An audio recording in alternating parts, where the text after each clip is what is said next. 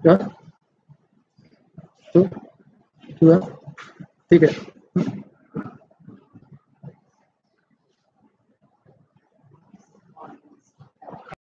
Assalamualaikum warahmatullahi wabarakatuh.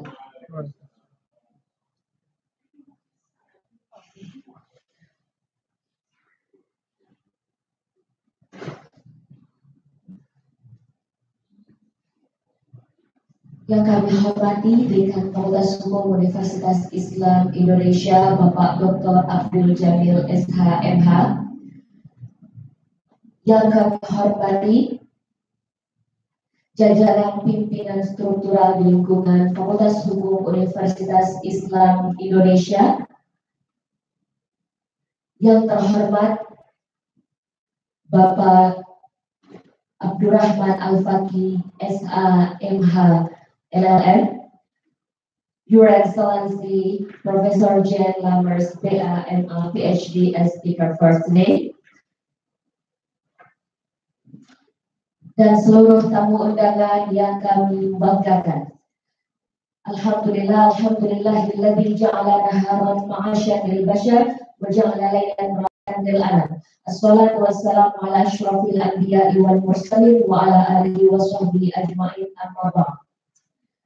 Kami ucapkan selamat pagi dan selamat datang dalam acara workshop on digital literacies in legal education Fakultas Hukum Universitas Islam Indonesia.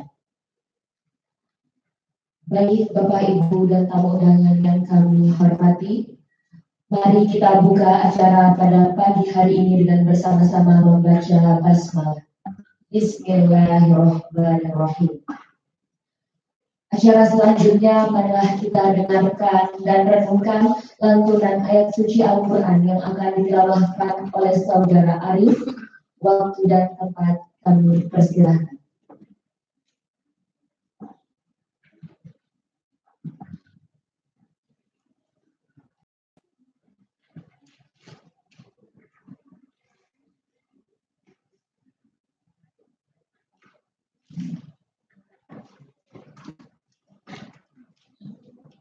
Assalamualaikum warahmatullahi wabarakatuh. Waalaikumsalam.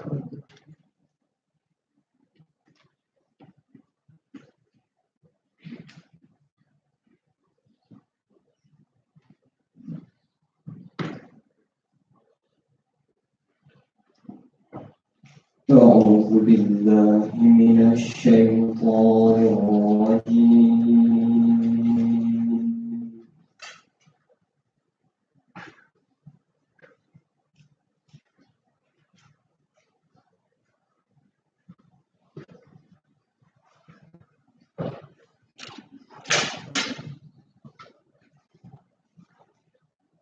بسم الله الرحمن الرحيم.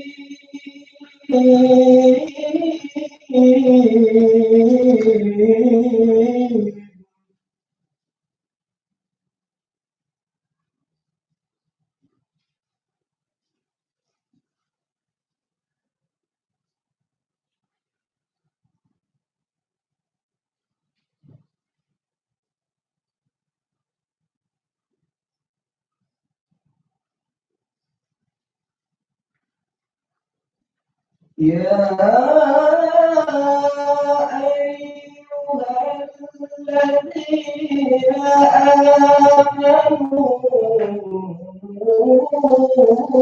إذا قيل لكم تفسحوا في المجالس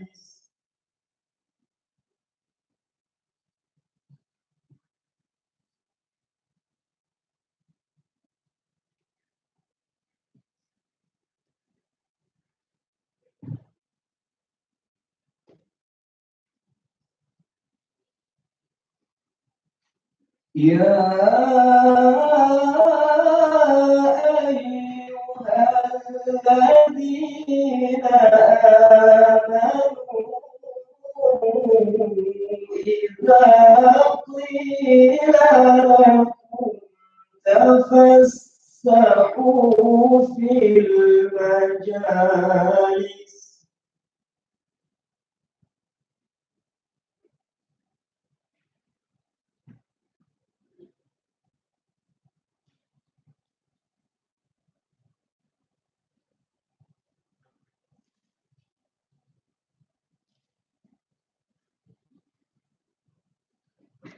إذا قيل لكم تفسحوا في المجالس فافسحوا يفسح الله لكم.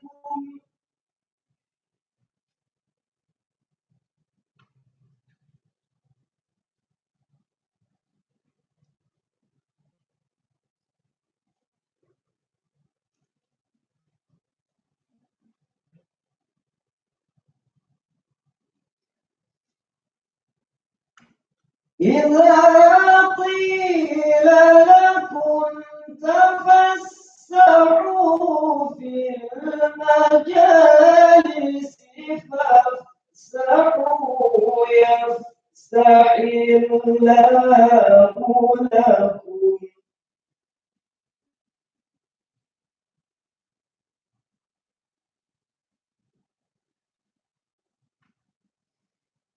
وإذا قيل انشزوا فانشزوا يرفع الله الذين آمنوا منكم.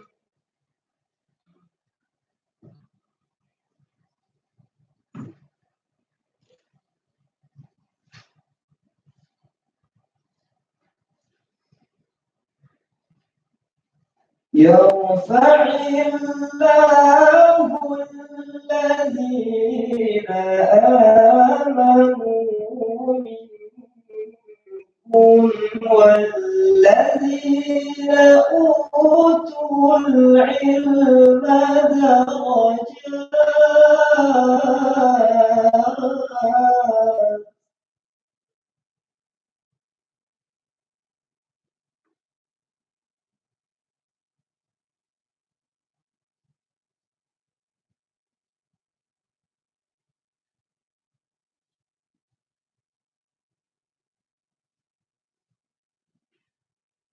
يرفع الله الذين آمنوا منكم والذين أوتوا العلم درجات.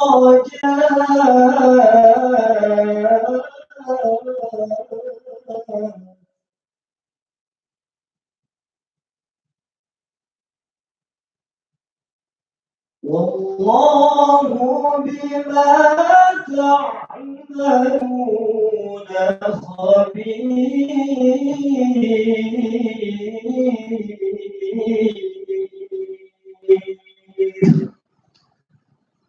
صدق الله العظيم.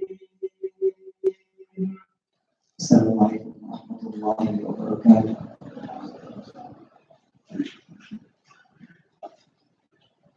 Terima kasih kepada Saudara Arif yang telah mengaturkan ayat suci Al-Quran pada pagi hari ini.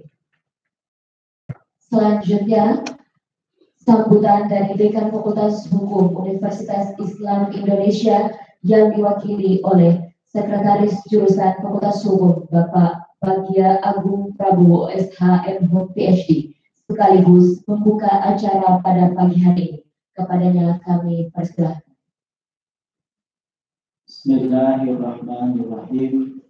Assalamualaikum warahmatullahi wabarakatuh.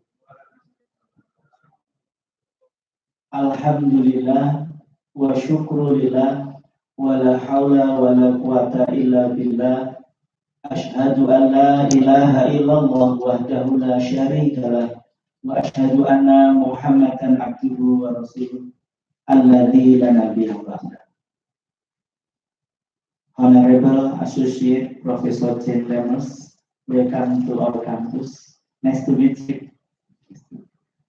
The Honorable Christopher Kessen Jiging, thanks for your coming and your attention. Yang kami hormati Bapak Dodi Setiawan, PhD. Yang kami hormati Bapak Ibu dosen serta tenaga kependidikan. Pertama-tama marilah kita senantiasa memanjatkan puji syukur kehadirat Allah Subhanahu wa Ta'ala. Allah yang Maha Pengasih tanpa pilih kasih, dan Allah yang Maha Penyayang yang tak terkira. Karena atas ridho, rahmat, dan hidayahnya, pada pagi hari ini kita diperkenankan oleh Allah untuk menghadiri workshop tentang digital literasi, yang itu nanti akan sangat bermanfaat untuk kita semua. Sholawat dan salam marilah kita curahkan kepada junjungan kita Nabi besar Muhammad Sallallahu Alaihi Wasallam. Bapak dan Ibu yang saya hormati, workshop literasi digital untuk pendidikan hukum pada pagi hari ini adalah sangat penting untuk kita laksanakan. Setidak-tidaknya ada 3 yang kami harapkan. Yang pertama adalah dengan workshop pada pagi hari ini kita dapat mengetahui hasil dari pemikiran dan penelitian Prof. Jane Lemos terkait dengan aplikasi literasi digital di era revolusi industri yang keempat ini. Kedua, untuk memahami kebutuhan literasi digital, khususnya untuk insan akademik di Fakultas Hukum UI, agar dapat mengikuti akselerasi perkembangan pendidikan hukum di abad ke-21. Yang ketiga, mampu memformulasikan praktek terbaik dalam menghadapi era reformasi industri dalam bidang pendidikan hukum. Oleh karena itu, telah hadir di tengah-tengah kita 2 pembicara. Nanti yang pertama adalah Prof. Jane Lemos, dan yang kedua adalah Bapak Abdurrahman Fakih. Beliau adalah dosen yang sangat energik yang dalam waktu dekat akan melanjutkan S3. Amin. Dan nanti akan ditranslasi oleh Bu Ratna, sehingga nanti Bapak Ibu bisa berdialog di dalam bahasa Indonesia. Kami atas nama pimpinan sekali lagi mengucapkan terima kasih atas atensi dan kehadiran Bapak Ibu semua. Semoga Allah meridhoi amal kita. Amin. Allahumma amin. Terima kasih. Wassalamualaikum warahmatullahi wabarakatuh.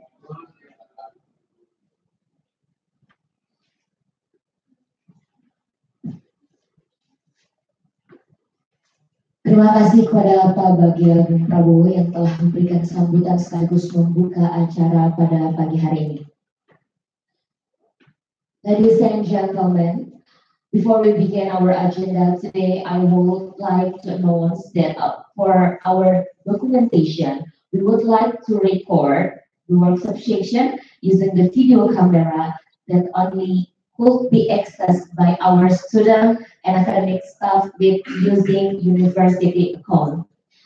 Okay, ladies and gentlemen, next agenda is workshop on digital literacies in legal education will be moderated by Ms. Ratna Hartato, SH LLM. Time is yours.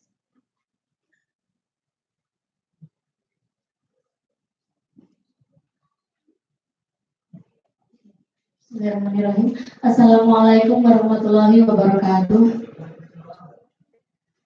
Morning everybody. Selamat pagi Bapak Ibu semua. Alhamdulillahirrahmanirrahim. Pada kesempatan kali ini kita akan menyelenggarakan workshop digital literacies dan kita sudah memiliki 2 pembicara. Nanti teknisnya Prof. Jane Lemos ini nanti akan memberikan presentasinya kurang lebih nanti sampai Prof. Jane Lemos selesai kurang lebih ada 30 sampai 40 menit seperti itu. Kemudian dilanjutkan dengan Pak Abdurrahman Fakih, dan setelah itu nanti kita bisa sesi tanya jawab. Baik Bapak Ibu, sebelumnya saya perkenalkan dulu untuk Prof. Jane Lemers PhD. Beliau adalah Associate Professor pada Warner Graduate School of Education at Rochester University in New York, USA. Jadi beliau berasal dari Amerika, same as Christopher. Dan untuk Pak Abdurrahman Fakih, beliau adalah dosen muda di Fakultas Hukum Universitas Islam Indonesia. And Prof. Jane, in here we have our lecturers. So sorry, not all of our lecturers could attend this meeting because we have class also. Okay, but in here we have some young lecturers. We have Ibu Aroma, we have Pak Fuad, Pak Mahrus, and the others. And we also have supporting staff in here. And some of students also attend this meeting today. So I hope the participants next could be active. Jadi semua peserta dalam acara workshop ini semoga bisa menjadi aktif Bapak Ibu untuk nanti juga bertanya ke Prof. Jane Lemers maupun ke Bapak Abdurrahman Al-Fakih. Baik, untuk mempersingkat waktu, kita berikan waktu untuk Prof. Jane Lemers langsung saja untuk mempresentasikan. Prof. Jane, the floor is yours. It's up to you how many minutes do you need. I will try to resume the presentation and then we will go to Abdurrahman Fakih. Thank you. Is there a second? My understanding is I'm going to speak in English, and you're going to translate? It's okay. Yes? So, I think it's better if you summarize at the very end? Oh! This is a lot that you're going to have to hold in your head. Oh, okay. Sorry, I misunderstood the instructions. I thought I was going to be pausing along the way. No? Okay. All right. Great. Selamat pagi. So I break rules and customs. I like to get up and move around, which is why I get the clicker and don't stay confined. I like to interact with all of you and get to know you a bit. And I appreciated the introduction and appreciated you letting me know a little bit about who is here. So, can I see where the students are? Students? Mahasiswa? Mahasiswa? Great. Lecturers? Yes? Lecturers? All right. And staff? Staff. Wonderful. And is the young man who read the Quran, he's not still here? No? No, he just left, right? I don't understand what he said, but that was beautiful. So that was really, really beautiful. One of the great gifts of me being here for so long has been to try to get more understanding of Islam and Indonesian culture and traditions. And as you might have heard, in the US, we have a very limited understanding and narrow and negative, right? That I think I'm being generous. But so, nama saya Jane, dari Amerika. I speak only a little bit of Bahasa Indonesian. I'm learning. But I have been in Indonesia since September 1st. So I've learned a few things, namely that Instagram is very popular. So you see up here, I leave this slide up intentionally so that you can all take a picture. Because if you have questions after we are done, please. In the US, I only would give email and Twitter because that's what's popular in professional context in the US. But I have learned to add Instagram to this slide because I know that that is also popular. So if you have a question for me after and you don't get time to ask it, or if you're not as comfortable, we can use Google Translate and we can continue to talk. So that is that. So I am a researcher who studies digital literacy, as was said. And I find this an important topic to study because more than 58% of the world is connected to the internet now, according to recent statistics. More than half of those connected are, and if you are trying to understand global economy, global business, in Era 4.0, right? We are familiar with Era 4.0. And if you are trying to prepare for legal conversations and legal understandings that cross these international lines, the internet and digital technologies are what gets used to do that and what gets used to connect those countries. I have a background where I teach, I used to teach in SMK and SMA classes, and now back in Rochester, please get comfortable. There's plenty of seats up here too, up in here. Yes, come forward. Yeah, lots of seats. Don't be shy. I'm a nice person. But so I have taught in those younger grades, and now I work to teach the teachers to be prepared for that. And it has been argued, wonderful, there's 4 seats right here. You've got front row seats, all the fun. Perfect, and there's a couple, 2 here, 1 there, 1 there. Great, we've got a full house. Get a picture of a full house. Yep, we've got 2 there. Excellent. Yay, welcome, wonderful. So because I am interested in literacy, just in general, how people communicate and how they make meaning together, I understand that it has been argued by literacy researchers that no previous technology for literacy has been adopted by so many people in so many different places in such a short period of time with such profound consequences as the internet, right? When we have all of these concerns, Era 4.0 being a disruption, and we have concerns about handphones. But Dodi mentioned this last night about concerns that parents have about their kids spending too much time on handphones. We have concerns about addiction. We have concerns about access to different technology. Tumblr sometimes gets blocked here in Indonesia, right? Because we're upset and worried about the content not being good. From a legal perspective, there are concerns about who owns different content and the spreadability of content on the internet. But I want to remind us that these concerns are not new with literacy or with technology. Those same concerns were what people had when the printing press came out, right?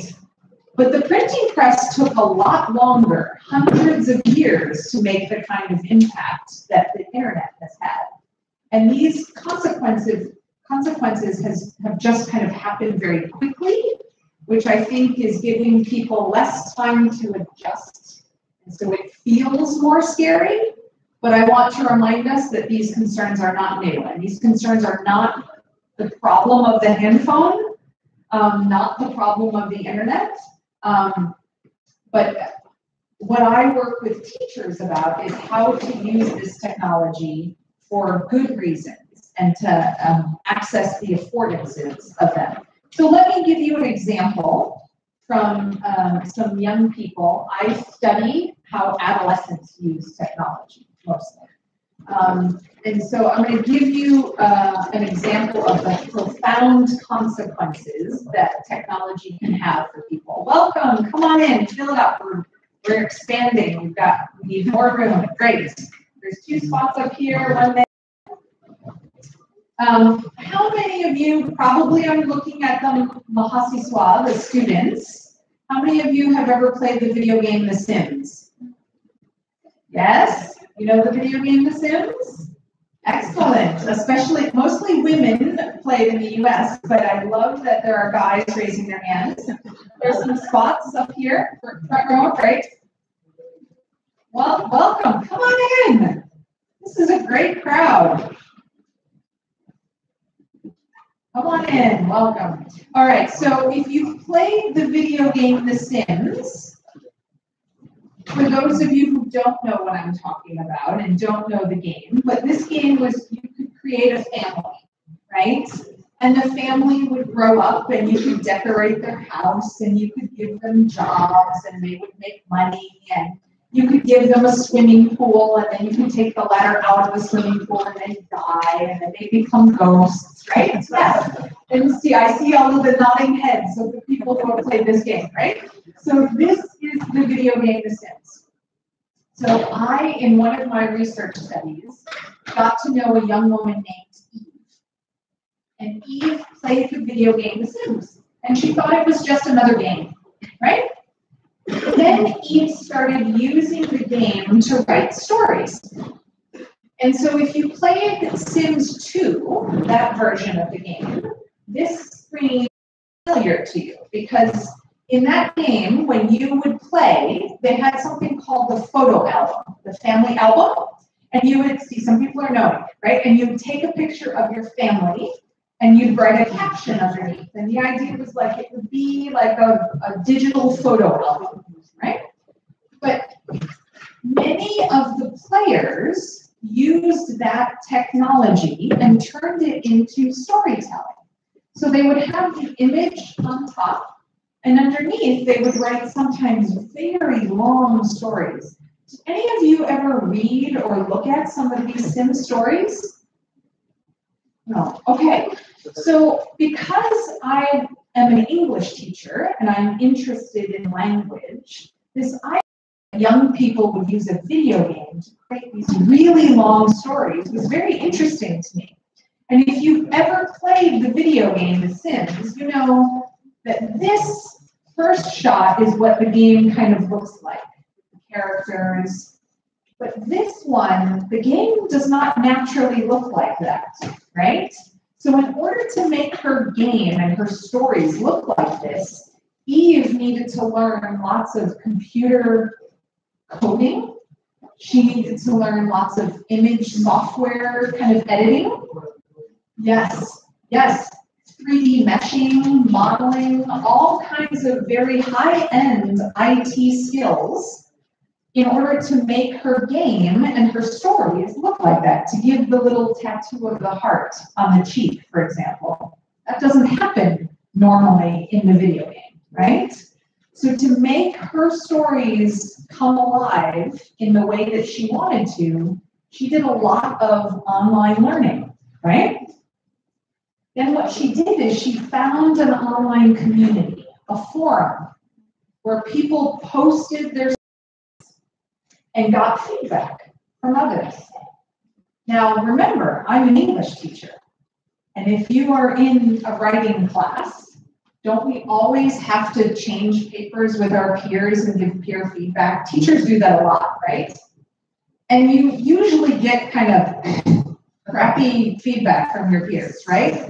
They'll either find grammar mistakes or they'll tell you, oh, good job, perfect, wonderful. And your writing doesn't really get that, does it? Right.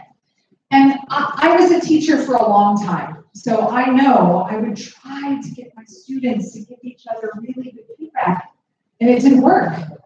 But online, in this forum, they were giving each other really substantive feedback. So for a young woman like Eve, because she played a video game, wrote stories about it, learned all of the technology she needed to learn, found a community online where she could post information and got feedback back and forth. These are some profound consequences that Eve then experienced. And why this is important for a young woman like Eve is she told me that she had a serious problem with dyslexia that made me feel slow and unwise whenever I read or wrote things in school. So school, her English classes were not very good. And when she went to graduate from high school, Eve wasn't sure what she was going to do. She wasn't planning, she didn't go to college. She didn't know what she could do after high school. She said, I'm rather surprised at how The Sims, this innocent video game, has given me so many different hobbies, yet when I first started playing, all I thought I'd get was something to help me escape the real world. How many of you use your hand phone to escape the real world? We all do, right? Yes. If you're in an awkward family conversation at dinner, right? Don't you just grab that hand phone and you've got it on you're like texting with your friends? Oh, we all do it. We all do it. You had a hard day at work and you come back into the house with your roommate, your husband, your wife, your kids, your family, and you just grab that hand phone and I'm just gonna like connect, I'm gonna watch a YouTube video and escape the real world, right? But online you can also find these communities where people connect, where you learn, and these provide these profound consequences for people. So some of the feedback that Eve gets, so she was able to turn her video game into looking like this. You should also know Eve lives in Hawaii, or she lived in Hawaii at the time. So she liked to create images in The Sims that looked like what she saw in Hawaii. And she would get feedback saying, wow, that story was totally and utterly amazing. And as was said before, the setting is beautiful. And I love the CC, or the custom content that she downloaded, right? And Eve developed expertise as an image editor. And she would teach classes. She would create these PowerPoint presentations in the community that taught people how to image edit. And she would then use the community also to improve her grammar and her writing, where she had what she was good at, and she found collaborators to do the stuff that she wasn't as good at. That's another important importance of these online spaces, that we don't all have to be experts in everything. We can find people that will help us do the things that we don't like to do or we're not as good at doing, right? And according to Eve, it let me feel more important knowing that my story could touch people. So then it was more motivating, and she would post more, and the more she posted, the better she got at writing, and the better she got at writing, the easier school was for her. And all of these things had really profound consequences. She then, she was a fan of Katy Perry. How many of you know the video Katy Perry firework, right? Where the fireworks come out of her chest. That's an impressive music video, right? Eve recreated it in The Sims, right? That was a lot of work for her to figure out how to make the fireworks. First, how to get her sim looking Katy Perry, and then how to make the fireworks come out of the chest. And she recreated the whole video. It's a 3.5-minute long video. Now, you may be thinking, who cares? Why is this young woman spending all of this time doing this, right? Who cares about music videos and games? And sometimes, yes, you're right, that if that's all it was for Eve, maybe it's not a big deal. But for a young woman like Eve, who going to do after high school, all of this work that she did, she created her own website. She then had a YouTube channel of all of these Sims videos. She ended up moving to Los Angeles. She went to film school, and she now has a thriving online business she's a mom and she does mommy videos. She's a mommy vlogger. And if you know anything about YouTubers can make a lot of money, right? With ads and things. So now her business is as a YouTuber, mommy vlogger, and it all started because she played a video game, learned some technology skills, found community, found a way to feel better about herself, had profound consequences for her life. So I want to also take a moment before I continue to address the myth of the digital native. How many of you have heard people talk about the digital native? Yes? Or generosity digital? Yes? And we have this assumption that because they have hand phones from, they can swipe, right? And so we have this assumption that by the time they get to your lecturer's class, by the time you are a Mahasi Swa in university, you should know everything you need to know about digital literacy. You were raised in it. No. If you have ever tried to teach a new technology to anyone, even young people, you understand that you cannot simply give them the technology and say, go. That they may know how to swipe, and they may know how to download, and they may know how to run up the Apple Pay bill because they've got new content for their Fortnite video game, right? That does not mean that they know how to use all of the affordances of the technology, that they know how to use specific programs, especially here in Indonesia. You take these ITC classes in school, and you learn about hardware, software, brainware, right? So you learn components of computers, but you don't always learn how to make the best choices about form and function in technology. So I want to, part of what I've been doing as I give talks at different universities is to remind the lecturers, you cannot assume that all of your students, just because they have handphones and maybe a laptop, that they know everything they need to know about technology. That we need to teach digital literacy, and we need to teach how to do this. And let me explain to you what I mean by digital literacy. So I use this definition of digital literacies as social practices, and I will give you some examples. So first of all, notice that my definition is plural. Digital literacies. It is different from what I hear people say when they say digital literacy, as if there's only one, right? And it's one way.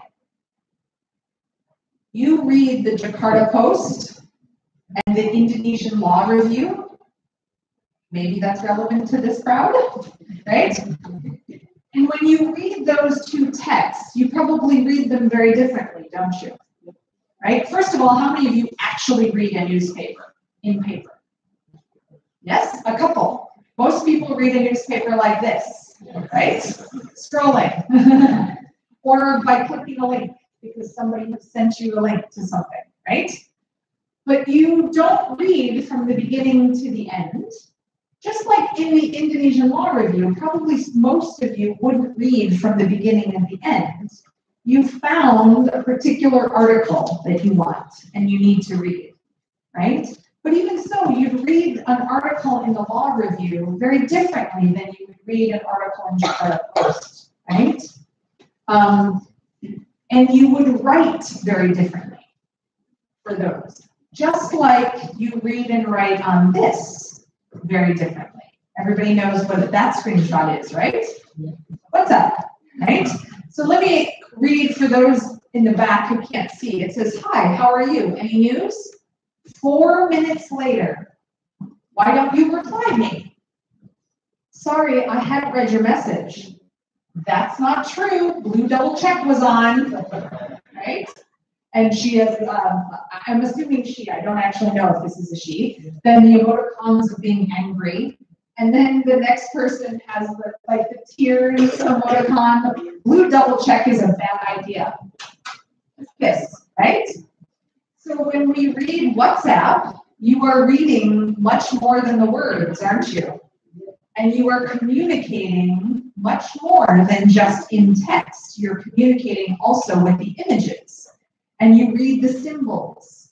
So you are using literacies, multiple, in different ways, depending on the context.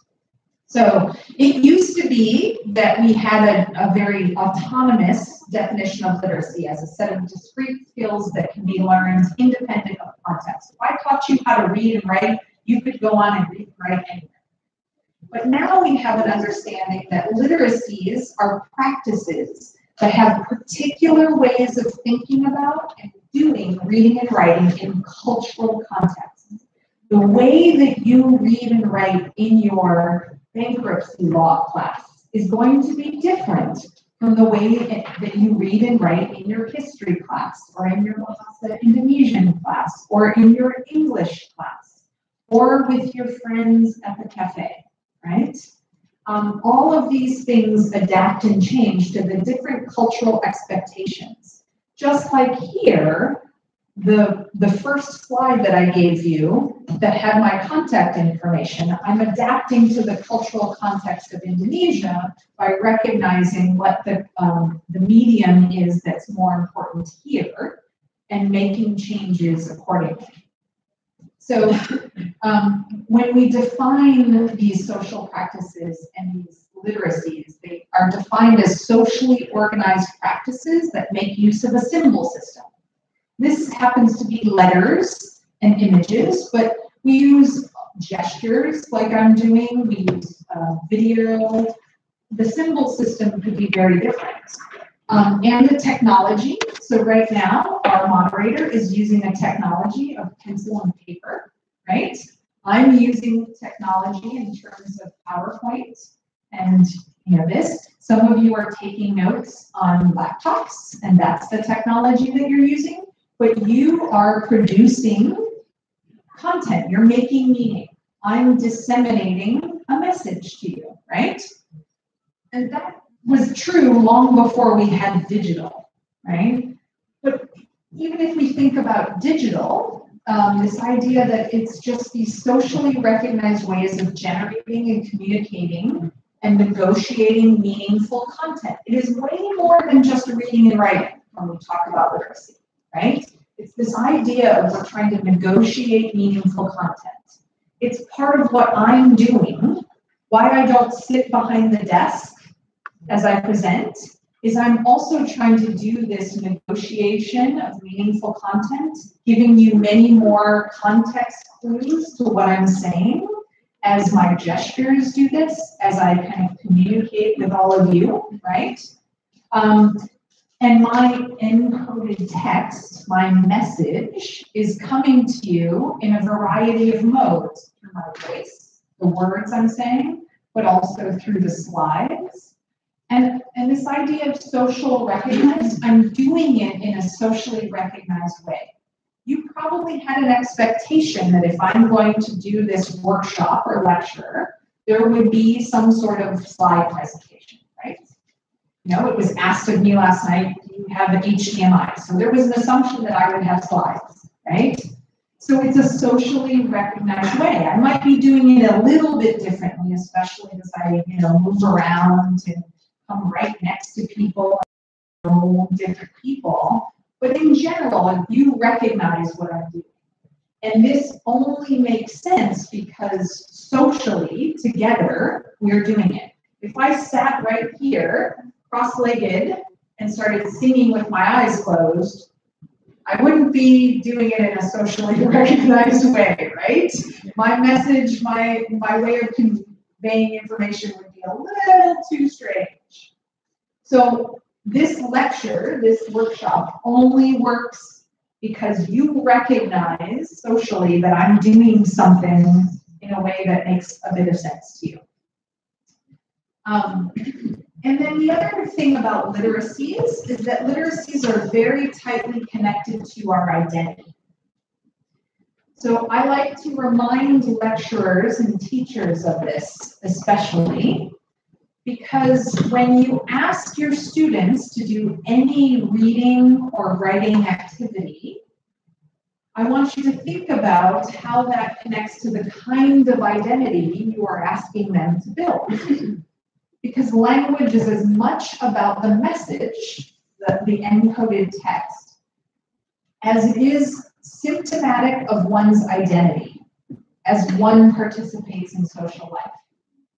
Similarly, James Paul G said that literacies are socially recognized ways of using words or any other semiotic code, any other meaning-making code, like images and sounds, and the ways of behaving, interacting, valuing, thinking, believing, speaking. Often it's reading and writing, but that these discourses are instantiations of identity. So I communicate my identity as a prof, as a literacy prof, as, being Daria Marika from America to you as I talk, but I also communicate my values, my way of being, especially it's more than just the message, right? So when you are a lecturer, if you think about this in the Faculty of Law, what identities are you preparing your students for? To be legal aids, to be legal scholars? The activity, if all you ask them to do is to copy or prepare for a test, are you really giving them access to an instantiation of the identity of a legal scholar? Or are you giving them access to the identity of a test taker? Okay, so as you ask yourself and ask your students to do different activities that involve literacies, reading, writing, conveying meaning, think about what identity that prepares them for, okay? Especially because we have these, this way of connecting literacy with our identity. And so I especially like to give this message to teachers at every level, because I think, and this is not just in Indonesia, in the US too, we are very focused on test preparation. And it limits what people have access to. Are we trying to create legal scholars, lawyers, critical thinkers, or are we trying to create good test takers, obedient citizens? Sometimes we are, right? So let's think about that. So a little bit more theory, and then I'm going to give you one more example, okay? So because I like digital literacies, let me talk a little bit more about how these technologies are changing things. That when we have these new technologies, they bring new potentials to the literacy tasks that take place. For example, before Instagram, many of us didn't know what a hashtag was, right? That pound sign was used for something very different. But now in Instagram, and then it transfers to other places, we have new literacy practices that make meaning, right? We're learning more about how to take the perfect selfie, right? To make it on Instagram. Like, what's the deal with Heaven's Gate in Bali, right? There's no water in front of that gate.